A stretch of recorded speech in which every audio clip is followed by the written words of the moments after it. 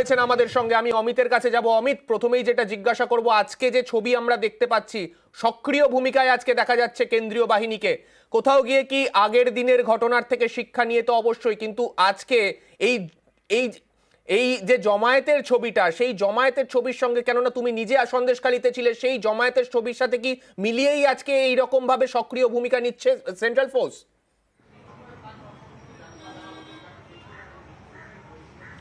একেবারেই গত 5 জানুয়ারি সরবেরিয়ার যে ঘটনা, অর্থাৎ সন্দেশখালীর যে ঘটনার চিত্র আমরা তুলে ধরেছিলাম আমাদের ক্যামেরার মাধ্যমে, সেখানে ইডি আধিকারিকরা পৌঁছে যাওয়ার পর সেখানে কেন্দ্রীয় বাহিনী মোতায়েন করা হয়েছিল এবং কিছু সময়ের মধ্যে যেভাবে গ্রামের মানুষ আস্তে আস্তে পুরো শাহজাহান শেখের বাড়ির অংশটা ঘিরে ফেললো এবং যেভাবে আক্রমণ শানালো, সেই ঘটনার কথা কিন্তু মাথায় রেখে আজকের কিন্তু আঁটোসাঁটো নিরাপত্তা। সেক্ষেত্রে প্রথম থেকে যে ছবি আমি তুলে ধরছি সকাল থেকে, যে অ্যান্টি রাইট কিটের কথা বলা হচ্ছে, আমরা দেখেছি একদম সকাল থেকে তুমি যদি দেখো যে হাতে যেমন স্টিক যেমন রয়েছে, অ্যান্টি কিটের মধ্যে হেলমেট যেমন বাধ্যতামূলক, তেমনভাবে সশস্ত্র অবস্থায় তারা রয়েছে। একই সঙ্গে আমরা দেখেছিলাম যে টহলদারি, সেই টহলদারিও কিন্তু ছবি কিন্তু এখানে ধরা পড়লো। তুমি দেখতেই পাচ্ছ যে প্রোটেকশন, অর্থাৎ একদম নিরাপত্তা, পুরো নিরাপত্তার পুরো একদম ঘেরা বেষ্টনী, যেটা বলা যায় যে তাদের নিজস্ব যে নিরাপত্তা, সেই নিরাপত্তার কথা যেমন মাথায় রাখা হচ্ছে। তোমাকে জিজ্ঞাসা করবো যে এই যে ছবিটা তুমি আজকে দেখতে পাচ্ছ, একদিকে সন্দেশখালীতেও সেদিন তুমিই ছিলে,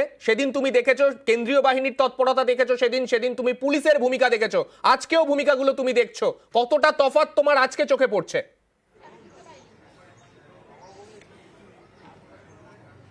দেখো, তফাৎ কিন্তু ব্যাপক একটা তফাৎ। কারণ সেদিন আমরা যে ঘটনাটা দেখেছিলাম, বা সেদিন যে ছবি আমরা দেখেছিলাম, যে সেখানে কেন্দ্রীয় বাহিনী নিয়ে ইডি আধিকারিকরা পৌঁছে যাওয়ার পরে শুধুমাত্র শাহজাহান শেখের যে বাড়ির চারপাশে কিন্তু কেন্দ্রীয় বাহিনী কিন্তু ঘিরে দেওয়া হয়েছিল, কিন্তু সেখানে কিন্তু অ্যান্টি রাইট কিটস তাদের কাছে ছিল না। এবং একইভাবে এত সংখ্যায়, কারণ তো এখানে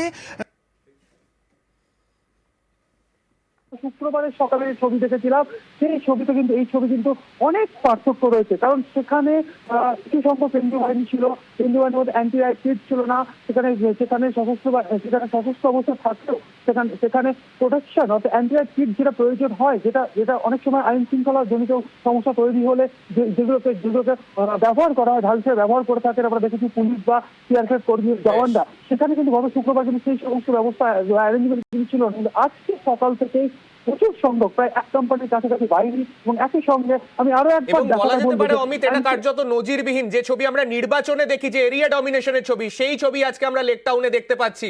আমরা বাকি দুই জায়গার ছবিও আমরা দেখবো, তবে একটা ছোট্ট বিরতির পর।